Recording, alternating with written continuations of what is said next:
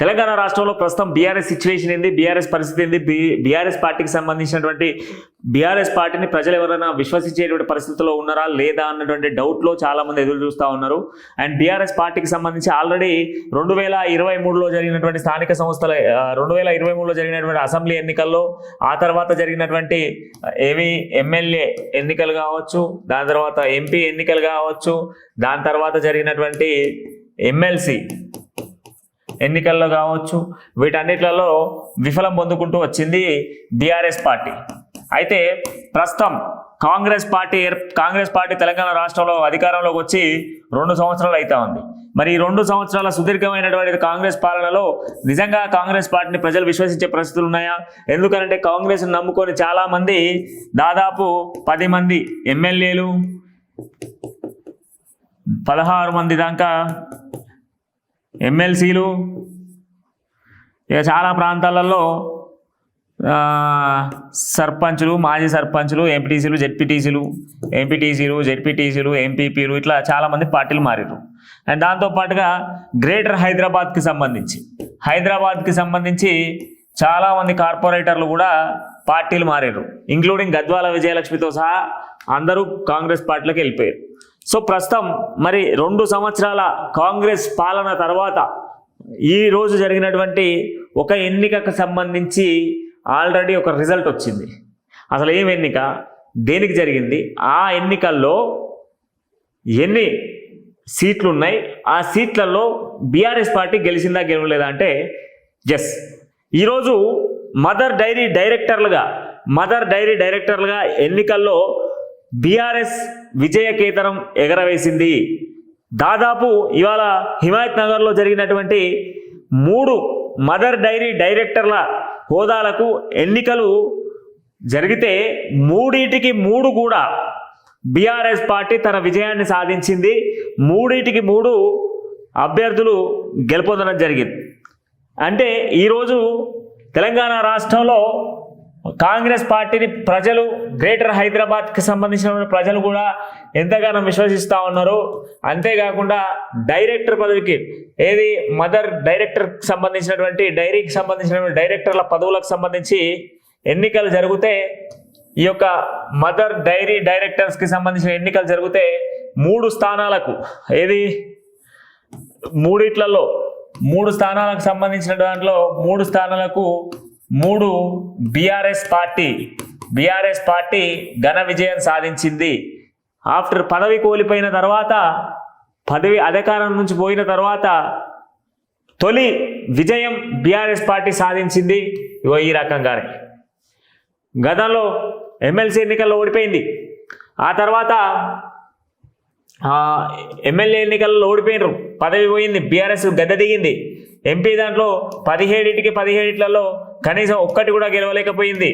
ఆ తర్వాత ఎమ్మెల్సీకి సంబంధించి 3 చోట్ల ఎన్నికలు జరిగితే దాదాపు 2 పోటీ చేసి ఘోర వైఫల్యం పొందింది. ఇట్లా ఓటమి పాలవుకుంటూ బీఆర్ఎస్ పార్టీ వస్తూ ఉన్నది. బీఆర్ఎస్ పార్టీ పని అయిపోయింది. బీఆర్ఎస్ పార్టీని తీసుకుపోయి బీజేపీలో విలీనం చేస్తూ ఉన్నారు. రేపో మాపో ఆల్రెడీ కసరత్తులు జరుగుతూ ఉన్నాయి. ఈ రూపాయలకే లోపాయి గారు ఒప్పందాలు జరుగుతూ ఉన్నాయి. బావకు బామ్మర్దులకు లొల్లు అవుతున్నాయి. వాళ్ళ చెల్లె ఇంట్లో పంచాయతీ పెట్టింది. ఎవరికి వాళ్ళు విడిపోతూ ఉన్నారు అని చెప్పేసి ఎవరికి తోచింది వాళ్ళు వార్తలు చెప్పుకుంటూ వచ్చిర్రు, పేపర్లలో రాసుకుంటూ వచ్చిర్రు. జరిగినాయి ఇవన్నీ ముచ్చట్లు, ఇవన్నీ అయిపోయిన ముచ్చట్లు. ఈ అయిపోయిన ముచ్చట్లకు సంబంధించి ఇప్పుడు ఇంకో ముచ్చట ఏంటంటే, ఒక డైరెక్టర్ పదవి కోసం 3 స్థానాలలో పోటీలు జరిగితే ఈ 3 స్థానాలలో బీఆర్ఎస్ పార్టీకి సంబంధించిన అభ్యర్థులే గెలుపొందడం జరిగింది. ఇది చాలా ఘన విజయం అనే దానికి ఇక లేదు. పార్టీ కూలిపోతూ ఉన్నది, పార్టీ చీలిపోతూ ఉన్నది, పార్టీని విలీనం చేస్తూ ఉన్నారు, పార్టీ నాశనం అయిపోయింది, పార్టీలో కొంచెం ఎమ్మెల్యేలు పోతూ ఉన్నారు, ఇవన్నీ చెప్పారు. బట్ ఇవన్నీ చెప్పినా కూడా గులాబీ జెండకు, గులాబీ కండవకు, గులాబీ గూటికి మళ్ళా పదవుల కాలం వస్తూ ఉన్నది. మళ్ళీ అధికార బలం పెరగబోతూ ఉన్నది. ఆల్రెడీ ఇంటెలిజెన్స్ రిపోర్ట్లు కానీ, సర్వే రిపోర్ట్లు కానీ అన్నిట్లలో ఎక్కడ ఏ ప్రాంతంలో ఎన్నికలు జరిగినా ఏ పార్టీ వద్దు, బీఆర్ఎస్ ముద్దు అన్నటువంటి కాన్సెప్టే వస్తూ ఉన్నది. జూబ్లీహిల్స్ ఉప ఎన్నికకు సంబంధించిన అంశాల్లో కూడా ఆల్రెడీ స్వయంగా ముఖ్యమంత్రి ఒక సర్వే చేయించాడు. అత్యంత సన్నిహితుడు ముఖ్యమంత్రికి. గతంలో అనేక జరిగినటువంటి ఎన్నికలకు సంబంధించిన సర్వేను కూడా ముఖ్యమంత్రికి సంబంధించి సైదులు అనేటువంటి వ్యక్తే చేసిండు. ఆ సైదులు ఇచ్చినటువంటి రిపోర్ట్లోనే దాదాపు కొన్ని 16,000 పైచిలకు శాంపిల్ సేకరిస్తే దాంట్లో ఒక 5% ఆల్రెడీ బీఆర్ఎస్ఏ ఏ డివిజన్లో అయినా లీడ్లో కనబడుతూ ఉన్నాడు.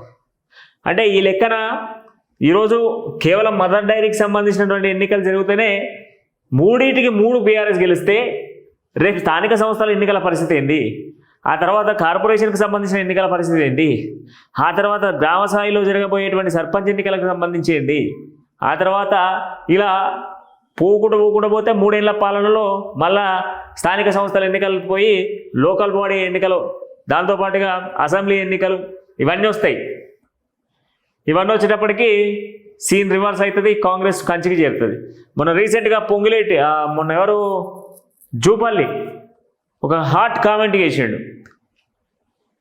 మళ్ళీ మేము అధికారంలోకి వస్తామో రామో, వచ్చేటువంటి అవకాశాలు ఉన్నాయో లేవో, సో మళ్ళా వచ్చేటువంటి ఛాన్సెస్ ఉన్నాయో లేవో అని చెప్పేసి అదే కాంగ్రెస్ పార్టీకి సంబంధించిన మంత్రులు చెప్పుకుంటా ఉన్నారు.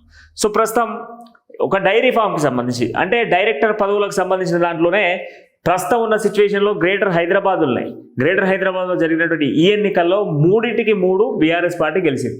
అంటే ప్రస్తుతం ఉన్నటువంటి సిచ్యువేషన్స్లో ఏ ఎన్నిక పెట్టినా బీఆర్ఎస్ పార్టీ మళ్ళీ గెలవడానికి సిద్ధమవుతా ఉన్నది. ఈరోజు బీఆర్ఎస్ పార్టీ సర్వత్రా గెలుపులకు విజయాలకు రెడీ అయి ఉన్నదనే స్పష్టంగా తెలుస్తూ ఉన్నది. 3 స్థానాల్లో ఎన్నికలు జరిగితే 3 స్థానాల్లో డైరెక్టర్ పదవులు కూడా బీఆర్ఎస్ పార్టీ గెలిచింది. అంటే రేపు రాబోయేటువంటి స్థానిక సంస్థల ఎన్నికల్లో కూడా బీఆర్ఎస్ గ్రాఫ్ ఎట్లా ఉన్నది, రేపు మాపు షెడ్యూల్ విడుదలైతే ఆ షెడ్యూల్ విడుదలయ్యేటువంటి నేపథ్యంలో ఆ షెడ్యూల్లో కూడా మనకు ఒక క్లారిటీ విజన్ కనబడతా ఉన్నది. అంటే దాదాపు బీఆర్ఎస్ పార్టీకి సంబంధించిన స్థానాలు మళ్ళీ పెరిగేటువంటి అవకాశాలు అనేది ఒక క్లారిటీ అనేది మనకు స్పష్టంగా తెలుస్తూ ఉన్నది. సో మరిన్ని లేటెస్ట్ వీడియోలతో మళ్ళీ కలుద్దాం. అంటే చూస్తుండండి కేఎంఆర్ న్యూస్.